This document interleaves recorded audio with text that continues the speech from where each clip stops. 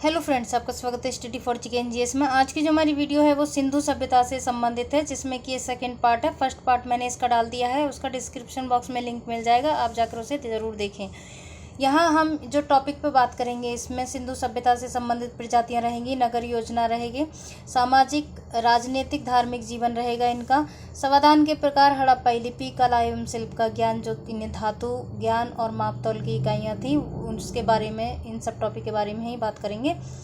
पहला जो टॉपिक है वो है सिंधु सभ्यता में प्रजातियाँ। ये कितनी प्रजातियाँ पाई गई थी? इसमें 4 प्रजातियाँ पाई गई थी। प्रोटो ऑस्ट्रेलियाड, जिनको कॉकेशियन के नाम से जानते हैं, भूमध्य सागरीय लोग थे, मंगोलियाड थे, अल्पाइन लोग थे। इसमें से क्वेश्चन बनता है कि सिंधु सभ्यता में सर्वाधिक किस प्रजाति के लोग पाए गए थे? तो ये पाए गए थे भूमध्य सागरीय लोग पाए गए थे। अगला जो रहेगा इसमें कि नगर योजना कैसी थी इनकी। नगर जाल की तरह विन्यस्त थे। महत्वपूर्ण स्थल जैसे कि लोथल और धौलावीरा में संपूर्ण विन्यास मजबूत और नगर दीवारों द्वारा भागों में विभाजित थे। अगला जो रहेगा इसमें, इस सभ्यता में ग्रिड प्रणाली मौजूद थी, जिसके अंतर्गत सड़कें एक दूसरे को समकोण पर काटती थीं। ये क्वेश्चन एग्जाम में पूछा भी जाता है कि सिंधु सभ्यता में कैसी प्रणाली थी? तो ये ग्रिड प्रणाली थी। ये क्वेश्चन बन भी चुका है। कालीबंगा के एक फर्श में अलंकृत ईंटों का प्रयोग मिलता है। कालीबंगा के बहुत से घरों में कुएं नहीं पाए जाते थे। केवल मोहनजोदड़ो में एक सड़क को पक्की बनाने की कोशिश की गई है। जली हुई ईंटों का प्रयोग हड़प्पा सभ्यता की प्रमुख विशेषता थी, क्योंकि समकालीन मिस्र में मकानों के निर्माण के लिए शुष्क ईंटों का प्रयोग होता था। ये क्वेश्चन बन चुका है शुष्क ईंटों को लेकर। अन्य भंडारों का जो निर्माण था वो हड़प्पा सभ्यता के नगरों की प्रमुख विशेषता था, यानी कि यह इस नगर में, हड़प्पा सभ्यता में अन्न भंडारण के लिए अन्नागार बनाए गए थे। मोहनजोदड़ो के टीले पर एक कुषाणकालीन स्तूप मिलता है, इससे भी क्वेश्चन बन चुका है। वनावली में एक जल निकास व्यवस्था का अभाव है। उन्नत जल निकास प्रणाली हड़प्पा सभ्यता की अद्वितीय व्यवस्था है। ज़्यादातर क्वेश्चन इससे बन चुके हैं, तो इसको ध्यान से पढ़ें। सामाजिक जीवन कैसा था, इसके बारे में देखते हैं। इनका जो सामाजिक जीवन था, स्त्री मृण मूर्तियों की संख्या देखते हुए समाज जो था ये मात्र सत्तात्मक था, और समाज की सबसे छोटी इकाई परिवार हुआ करती थी। आवास गृह एवं समाधान से परिलक्षित होता है कि हड़प्पा जो समाज था वो पुरोहित, व्यापारी, श्रमिक और शिल्प, इन वर्गों में विभाजित था। समाज में श्रमिकों की संख्या सबसे अधिक रही होगी, क्योंकि चाहुंदड़ो और लोथल से मनके बनाने की फैक्ट्री के साक्ष्य मिले हैं। हड़प्पा सभ्यता के लोगों में अस्त्र शस्त्र का अभाव मिलता है, क्योंकि ये युद्ध प्रिय नहीं थे, बल्कि ये शांति प्रिय लोग थे। ये नहीं चाहते थे कि युद्ध हो, ये बस अकेले शांति में जीवन व्यतीत करना पसंद करते थे। हर छोटे और बड़े घरों के अंदर स्वयं का एक स्नानागार होता था और एक होता था आंगन। अगला जो रहेगा इसमें सूती वस्त्र का प्रयोग मिलता है। इसमें समाधान के प्रकार देखेंगे। समाधान के 3 प्रकार मिलते हैं। पूर्ण समाधान, आंशिक समाधान, जिसमें कि कलश समाधान का था, दाह संस्कार, इनमें ये 3 समाधान के मिलते हैं प्रकार। इसमें जो सबसे ज़्यादा प्रचलित था वो था पूर्ण समाधान। ये सबसे ज़्यादा प्रचलित था, क्योंकि 100 के आसपास ही कब्रें इसमें मिलती हैं। 100 के आसपास कब्रें मिलती हैं। इस बात की ओर इशारा करती हैं कि वे सबको जलाते थे। उसके बाद रहेगा इसमें लोथल में युग्म समाधान का साक्ष्य मिलता है। हड़प्पा के एक कब्र में ताबूत भी मिलता है। सुरकोटडा में कलश समाधान के प्रमाण भी मिलते हैं। लोथल, कालीबंगा आदि जगहों पर हवन कुंड मिले हैं, जो कि उनकी वैदिक होने का प्रमाण बताते हैं। राजनीतिक जीवन इनका कैसा था? राजनीतिक संगठन का कोई स्पष्ट आभास नहीं मिलता है। हंटर के अनुसार सिंधु सभ्यता में जनतांत्रिक पद्धति थी। मैके ने एक प्रकार की प्रतिनिधि सरकार की कल्पना की है। ठीक है, इसको ध्यान रखना है राजनीतिक जीवन में कि हंटर के अनुसार सिंधु सभ्यता कैसी थी? जनतांत्रिक थी। ठीक है, वहाँ पर राजतंत्र का कोई साक्ष्य या अवशेष नहीं मिलता है। मैके ने एक प्रकार की जो प्रतिनिधि सरकार की कल्पना की है। पिगाट के अनुसार संभवतः पुरोहितों का शासन था। हड़प्पा और मोहनजोदड़ो के सिंधु सभ्यता से जुड़वा राजधानी कहाँ है? पिगाट ने क्या कहा है? हड़प्पा को सिंधु सभ्यता की जुड़वा राजधानी कहा है हड़प्पा और मोहनजोदड़ो को। इससे क्वेश्चन बनता भी है। पुरोहितों का शासन था, इस वजह से यहाँ कहा जा सकता है कि पुरोहितों की संख्या ज़्यादा पाई गई होगी। लोकप्रिय विचार यह है कि शासन संभवतः वाणिक वर्ग के हाथों में था। धर्म देखते हैं इसके बारे में। धर्म में क्या था कि मातृ देवी की उपासना सर्वाधिक प्रचलित थी। सबसे ज़्यादा क्वेश्चन इसी से बनता है कि ये किस देवी की उपासना या पूजा करते थे, तो ये मातृ देवी की करते थे। टेराकोटा की लघु मूर्तियों पर एक महिला का चित्र मिलता है। इसमें से एक लघु मूर्ति महिला के गर्भ से उगते हुए पौधे को दर्शाया गया है। हड़प्पाई लोग पृथ्वी को उर्वरा देवी मानते थे। ये क्वेश्चन यहाँ से भी बनता है कि हड़प्पाई लोग किसको उर्वरा की देवी मानते थे, तो ये मानते थे पृथ्वी को, और पृथ्वी की पूजा उसी तरह करते थे जिस प्रकार मिस्र के लोग नील नदी की पूजा देवी के रूप में करते थे। यहाँ से भी क्वेश्चन कई बन चुके हैं। मोहनजोदड़ो से प्राप्त पशुपति की मोहर मिली है, जिसमें एक आदमी ध्यान मुद्रा में बैठा है। उसके चारों ओर एक हाथी, एक बाघ, एक गैंडा, एक भैंसा और पैरों पर 2 हिरण के चित्र मिलते हैं, 2 हिरण का साक्ष्य मिलते हैं। तो ये भी क्वेश्चन बन चुका है। ठीक है, यहाँ से भी क्वेश्चन बन चुका है कि पैरों पर 2 किस जानवर की वो मिलते हैं, मोहरों पर किसके चित्र मिलते हैं। तो चित्र भगवान की मूर्ति को पशुपति नाथ महादेव की संज्ञा दी गई है। जो भी ये पशुपति की मोहर मिली है, जिसमें कि एक आदमी है जो ध्यान मुद्रा में बैठा है और उसके चारों तरफ ये जानवर हैं, तो वो किसकी है? पशुपतिनाथ महादेव की संज्ञा इसको दी गई है। लिंग पूजा का प्रचलन भी इसमें देखा गया है। सर्वाधिक प्रमाण हड़प्पा से मिले हैं। लिंग पूजा हड़प्पा से ही शुरू हुई थी। सिंधु घाटी सभ्यता के लोग वृक्षों तथा पशुओं की भी पूजा करते थे। एक सील है जो कि एक सील मिली है यहाँ से, जो कि मोहर पर इसका अंकन मिला है, पर पीपल की डालों के बीच विराजमान देवता चित्रित है। संभवतः नीम एवं बबूल की पूजा भी की जाती थी।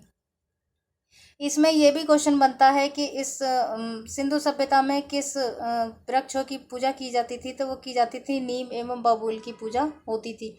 सर्वाधिक महत्व का जो यूनिहॉर्न था, वो एक श्रृंगी जानवर जो कि कुबड़ वाले सांड की भी पूजा की जाती थी। यूनिहॉर्न संभवतः पीपल देवता का वाहन माना जाता था उस समय। नाग पूजा का भी प्रचलन था। ताबीज बड़ी संख्या में मिले हैं।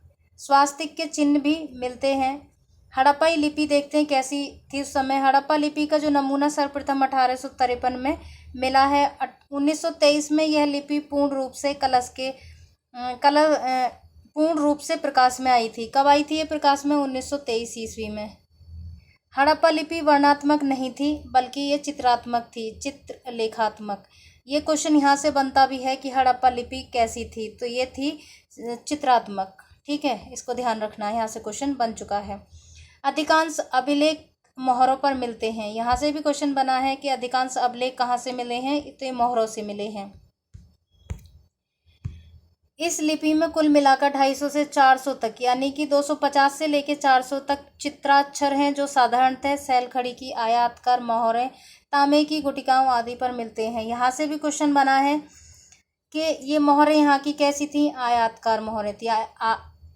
आयताकार और वर्गाकार 2 तरह की यहाँ मोहरें मिलती हैं। मोहरें कैसी थी? सैलखड़ी की बनी हुई थी। ठीक है, और तांबे की गुटिकाओं पर भी यहाँ से क्या मिलते हैं? साक्ष्य मिलते हैं इसके। कला एवं शिल्प का जो ज्ञान था इन्हें कि 2500 सीलें प्राप्त हुई हैं यहाँ से, जो कि मोहरों पर चित्रित है, अंकन है। मोहरें प्राय आयताकार या वर्गाकार थी। अधिकांश मोहरें वर्गाकार हैं। यहाँ से क्वेश्चन बन चुका है। इस पर एक श्रृंगी जानवर, बाघ, भैंसा, बकरी और हाथी की आकृतियाँ उकेरी गई हैं। ये क्वेश्चन पूछा भी जाता है कि इनमें से कौन से जानवर या पशु की साक्ष्य इससे नहीं मिलते हैं या मिलते हैं। मोहनजोदड़ो से प्राप्त मोहरों में पशुपति एवं एक श्रृंगी जानवर वाला मोहर उल्लेखनीय है। चांदड़ों पर एक मृण मुद्रा पर 3 घड़ियाल और एक मछली का चित्र बना है। आलमगीरपुर में कोई मुद्रा प्राप्त नहीं हुई है। हड़प्पाई नाव बनाने की विधि को भी जानते थे ये लोग, क्योंकि उस समय नाव चलाने का शायद प्रचलन होगा, तो इसलिए ये नाव का भी निर्माण करते थे। मनका बनाने की विधि भी जानते थे, जिससे कि ये आभूषण पहनते थे, पुरुष हो या महिला हो, दोनों ही आभूषणों को धारण करते होंगे उस समय। मोहरे बनाने की विधि भी ये जानते थे भली भांति। टेराकोटा की मूर्तियों का भी निर्माण हड़प्पा की महत्वपूर्ण शिल्प विशेषता थी। सर्वाधिक मोहरें जो है वो सैलखड़ी की बनी थी। सैलखड़ी के अतिरिक्त मिट्टी, गोमद, चट आदि की मुद्राएं बनाई गई थी। कुछ मोहरों में जयमती से संबंधित विभिन्न नमूने मिले हैं। लोथल और देसलपुर से तांबे की मुद्राएं भी मिली हैं। मनके जो थे वो सोने, चांदी, तांबे, चीनी मिट्टी, सैलखड़ी, कम कीमती पत्थरों, सीप, संग मिट्टी के बनाए जाते थे। किस किस के बनाए जाते थे? सोने, चांदी, तांबे, चीनी मिट्टी, सैलखड़ी, कम कीमती पत्थरों, सीप, शंख मिट्टी के बनाए जाते थे। चांदड़ो एवं लोथल से मनके बनाने की फैक्ट्री के भी साक्ष्य मिलते हैं। धातुओं में तांबे एवं कांसे के सबसे अधिक मनके मिले हैं। किसके मिले हैं? तांबे के और कांसे के सबसे अधिक मनके मिले हैं। मनके के निर्माण सामग्री के रूप में सैलखड़ी का सर्वाधिक प्रयोग मिलता है। इन मृण मूर्तियों पर पशुओं, पक्षियों, पुरुषों एवं स्त्रियों के चित्र उकेरे गए हैं। सबसे ज़्यादा कुबड़ वाले बैल का चित्र भी मिलता है। ये क्वेश्चन यहाँ से बन भी चुका है। गाय की कोई भी मूर्ति यहाँ से नहीं मिली है या कोई भी साक्ष्य नहीं मिला है। ये क्वेश्चन बना गया है कि किस जानवर के साक्ष्य हड़प्पा से या सिंधु घाटी सभ्यता से नहीं मिले हैं, तो वो गाय के नहीं मिले हैं। पशु पक्षियों में बैल, कुत्ते, भेड़, हाथी, गैंडा, सुअर, बंदर, कछुआ, बकरा, मोर, तोता, कबूतर मिले हैं। यहाँ से भी क्वेश्चन बन चुका है कि इस तरह से 4 ऑप्शन में रख दिए जाते हैं, चाहे पशु हो या फिर पक्षी हो।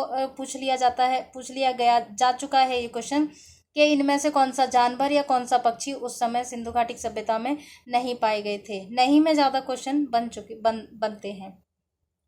मोहनजोदड़ो से घोड़े जैसी मृण मूर्ति प्राप्त हुई है। ये भी क्वेश्चन यहाँ से बन चुका है। धातु ज्ञान जो था इनका कि मोहनजोदड़ो से कांसे की नर्तकी के मूर्ति मिली है।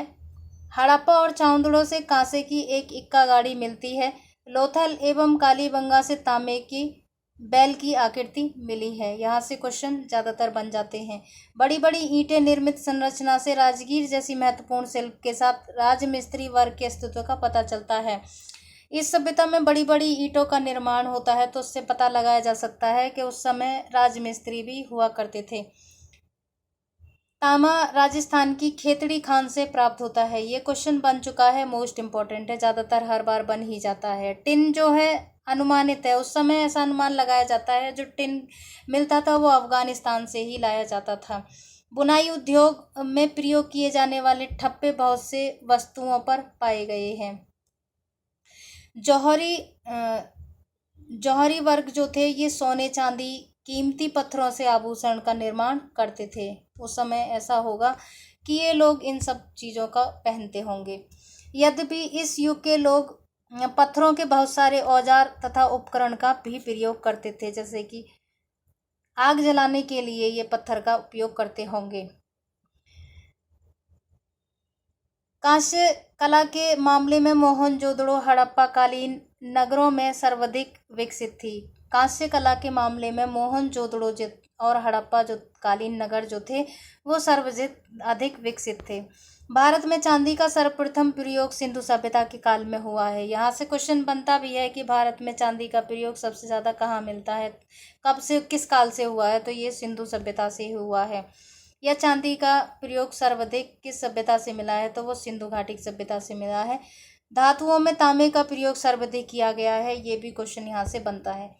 माप तोल जो इनका था कि तोल में 16 या उसके आवर्तकों का व्यवहार होता होगा, यानी कि जैसे कि 16, 32, 48, 64, 160, 320, 640, 1280 आदि इनके आवर्तक रहे होंगे। मोहनजोदड़ो से सीप का जो बना मानक बाट प्राप्त हुआ है, यानी सीप का बना एक मानक बाट का प्रयोग हुआ है, यानी कि माप तौल के लिए बाट का प्रयोग करते होंगे, जो कि एक पत्थर का भी बना होता था और ये सीप का भी बना होता। छोटे बाटों को द्वे आधारित यानी कि बाइनरी पद्धति और बड़े बाटों को दशमलव व्यवस्था के आधार पर प्रयुक्त किया जाता था। यहाँ से क्वेश्चन बन चुका है, ठीक है। ये बाटों का प्रयोग जो करते थे किस पद्धति के आधार पर करते थे, ठीक है, तो वो थी द्वे आधारी या फिर बाइनरी पद्धति। और छोटे बाटों को, यहाँ से 2 क्वेश्चन बनने की पूरी संभावना भी रह सकती है कि छोटे बाटों का किस पद्धति में उपयोग कर सकते थे और बड़े बाटों का करते थे ये प्रयोग। तो बड़े बाटों का दशमलव व्यवस्था में हो गया और छोटे बाट जो थे वो द्वि आधारी पद्धति हो गई, यानी कि बाइनरी में। इस तरह ये हमारा जो सिंधु घाटी की सभ्यता की ये सेकंड पार्ट यहीं समाप्त होता है। इसका थर्ड पार्ट में हम बाकी सब चीज़ों के बारे में बात करेंगे, ठीक है। तो यहाँ ये इसे अच्छे से तैयार करें, यहाँ से क्वेश्चन जरूर पूछे जाएंगे। तो ओके, अगर आपको अच्छा लगे तो मेरे चैनल को सब्सक्राइब, लाइक, कमेंट जरूर करें। Okay, thank you.